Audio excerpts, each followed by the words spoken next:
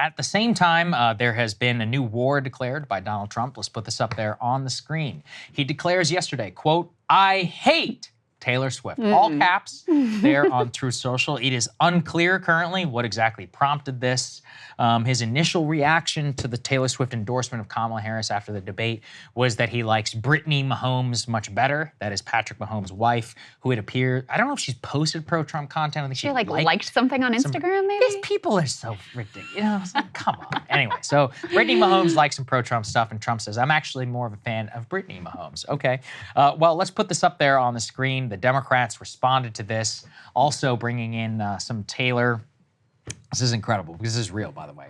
It says, Donald Trump's week of whining and spouting conspiracy theories has voters on both sides of the aisle ready to forget that he existed, all caps. The American people want out of the woods of the chaos and division of the Trump era, leave behind the blank space of Trump's broken promises, and begin again by electing Vice President Harris to ensure America's future opportunity is long-lived.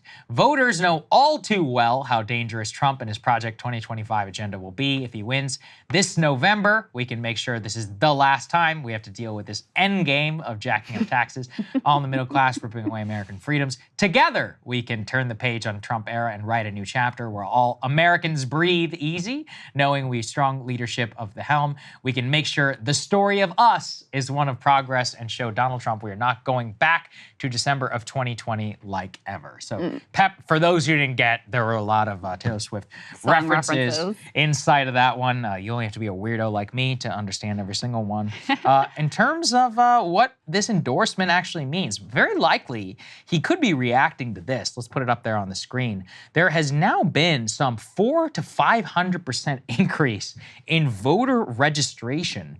Now, keep in mind, this also happened after the debate, so we can't singularly link it to Taylor Swift. We do know that in the 24 hours after she posted the link in her Instagram story, some 500,000 people did visit vote.gov. We don't know the exact number of people, but exactly 405,000 of those people were referred directly from the Swift Instagram page. Quote, "Such a number dwarfs the website's usual traffic, which averages only some 30,000 visitors per day. According to TargetSmart, it has led to that increase in voter registration, somewhere between 9,000 to 10,000 people per hour, Krystal, signing up." So, declaring war on Taylor Swift, probably the most beloved pop star in the United States, possibly the world, most popular figure specifically amongst women, the demographic that Trump is suffering the most with. Not a smart strategy. I guess I could just put it that way. No 4D chess on this one? Oh, there's no, I mean, I don't think there's 4D chess on any of this stuff. I think a lot of it is stupid.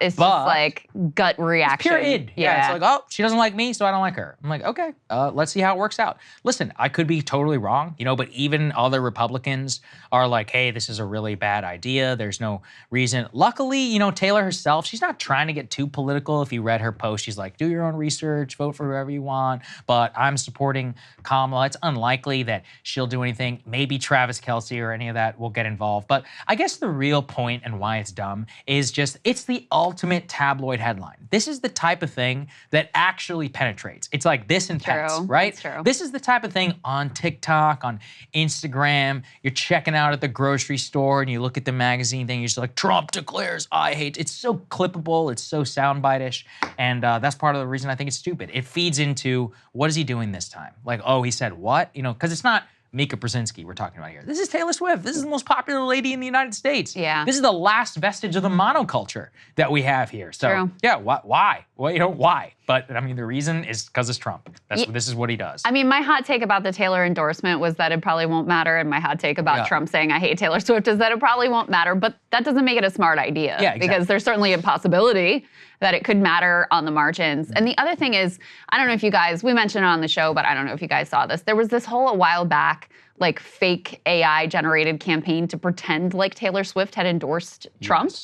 And of course she hadn't, and she never intended to endorse Trump, et cetera, et cetera. And if she ever had a thought of staying out of this race, which she's not a particularly political person, she has weighed in before, she has endorsed Democrats before. But you know, if she ever had a thought about staying out of this race, that door was really closed for her by that fake Trump campaign, because then you just feel like I gotta set the record straight. you know, I have to come out and say something because of, and then I think the whole childless cat ladies thing also apparently got under her skin based on the way that she phrased She does love cats. her endorsement. She is a childless cat lady. She has three cats. She felt personally attacked and made a point of that in her endorsement pose, you know, with the pose with the cat and signing it childless cat lady, whatever. So if I were to make an argument that this matters, it would be that, as you were saying, Saagar, she hasn't like overly inserted herself into the race. But if he's out there tweeting provocations and being aggressive, you know, I hate Taylor Swift, and if he continues to go in on that, then maybe that forces her to be more engaged. Maybe that pushes her to be, you know, more overtly political, to cut some ads, to appear at some rallies, whatever. The other thing that just, not that we could ever get into Trump's psyche, but he definitely did like Taylor Swift previously, the way he talked about her. There's a famous video, too, of him driving a car with Barron in the passenger seat, listening to Blank Space. Yes. So we know he has enjoyed her music in the past. And he got asked about her kind of recently, before the endorsement. And this is what he had to say about how he felt about Taylor Swift then. What do you think about Taylor Swift? One of the most famous people right now. Yeah, I think she's beautiful, very beautiful. I find her very beautiful. I think she's liberal. She probably doesn't like Trump, but I hear she's very talented. But I think she's very beautiful, actually. Unusually. Okay. Unusually beautiful. So yeah, I mean, usually he has the sense. So he never attacked Oprah. Right? He never attacked, because he always respected Oprah. He was one of the only people he ever feared. Reportedly, Michelle Obama. Taylor, you know, that's the similar one. Where this is like the tabloid part of him. He respects celebrity. He respects celebrity power. No, you know, how popular some people are. And, you know, then in terms of, there's one thing to say it doesn't matter, which I think actually is fine. You could say that. It's a legitimate opinion. It's just another to be like, I hate Taylor Swift. And it's like, for what possible reason? It also makes you look like gets capricious, kind of and small. childish. Yeah, childish. Yes, exactly. Like, and it gets centered around what? Me. I actually think one of the most potent Democratic attacks is he cares about himself and not about others. Yeah. That's what it all feeds into. And just, everybody MAGA out there's like, there's a strategy behind it. I'm like, no, there's not, guys. There's not. You know, how can you still say that, you know, after all this time? There's no 4D chess. He's just capriciously saw something, decided to tweet it, and there's no thought or anything behind it. Now, will it matter? It will be the end result? Probably not, but it's just like, why? It's not a smart play. Definitely not helpful. Yeah, there you go. For sure, it's not helpful. Is it like, you know, super damaging? Who knows? But definitely not like a really savvy strategy here. Yeah, exactly. Hey, if you like that video, hit the like button or leave a comment below. It really helps get the show to more people. And if you'd like to get the full show ad-free and in your inbox every morning, you can sign up at breakingpoints.com. That's right. Get the full show, help support the future of independent media at breakingpoints.com.